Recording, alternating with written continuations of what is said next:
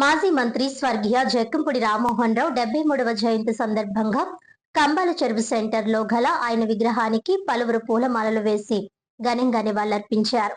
మాజీ మంత్రి జక్కంపూడి ఈ సందర్భంగా మాట్లాడుతూ రామ్మోహన్ రావు ప్రజా జీవితంలో అందించిన సేవలను, ప్రజా సమస్యల పరిష్కారం కోసం నిరంతరం చేసిన కృషిని స్మరించుకున్నారు.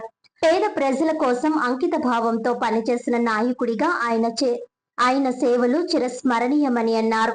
ఈ కార్యక్రమంలో మాజీ ఎంపీ ఉండవల్లి అరుణ్ కుమార్, మాజీ ఎమ్మెల్యే రౌతు సూర్యప్రకాష్ రావు, జక్కంపూడి రాజా, డిసిసిబి మాజీ చైర్మన్ ఆకుల వీర్రాజు, యువ నాయకుడు జక్కంపూడి గణేష్, జిల్లా గ్రంథాలయ సంస్థ మాజీ చైర్మన్ బైరాజు ప్రసాద్ రాజు, పంతం Satyanarayana charitable trust chairman Pantham Kondala Rao, YCP parliament in-charge doctor Guduri Srinivas, YSRCP నాయకులు నక్కా శ్రీ నగేష్, రుడా మాజీ చైర్మన్ మేడపాటి షర్మిలారెడ్డి, మాజీ తెలుగులకాండ కార్పొరేషన్ మాజీ చైర్మన్ సంకిస భవానీ ప్రియ, మహిళా నాయకులు పోలు విజయలక్ష్మి, కార్పొరేటర్లు బొంత శ్రీహరి, రాజమండ్రి రూరల్, రాజానగరం, కడియం పరిసర ప్రాంతాల నుంచి భారీగా నాయకులు, కార్యకర్తలు తరలివచ్చారు.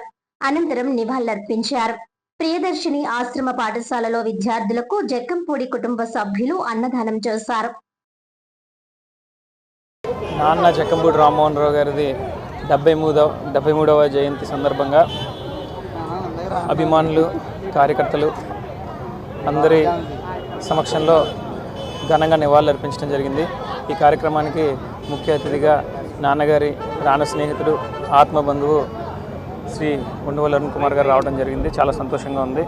నాన్నగారి ఆశయాలను ముందుకు తీసుకుని వెళ్ళడంలో మేమందరం కూడా మంచి పాత్ర వహిస్తామని చెప్పి ఆయన ఏవైతే కలలు కన్నారో ఆ కార్యక్రమాలన్నింటినీ కూడా నెరవేర్చడానికి, ముందుకు తీసుకుని వెళ్ళడానికి నిరంతరం తప్పిస్తామని, పనిచేస్తామని చెప్పి ఈ సందర్భంగా తెలియజేసుకుంటూ, నాన్న చనిపోయాక ఇప్పటి వరకు కూడా మాతో నడిచినటువంటి ప్రతి ఒక్క జక్కంపూడి అభిమానికి కూడా జక్కంపూడి జయంతి శుభాకాంక్షలు. వారిని ఆజన్మాంతం గుండెలో పెట్టుకొని చూసుకుంటామని చెప్పి నాన్న సాక్షిగా చెప్తా ఉన్నాం. ప్రతి ఏటా జరిగే విధంగానే ఇక్కడ ఘనంగా నాన్నగారి అభిమానులందరి సమక్షంలో గార్ ల్యాండింగ్ చేసి నివాళులర్పించడం జరిగింది.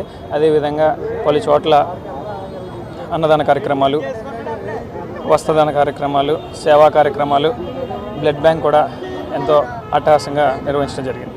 ఇవన్నీ కూడా నాన్నగారికి ఎంతో ఇష్టమైనటువంటి కార్యక్రమాలు. ఆయనకి నిజమైన నివాళులర్పిస్తున్నట్టుగా నేను భావిస్తున్నాను.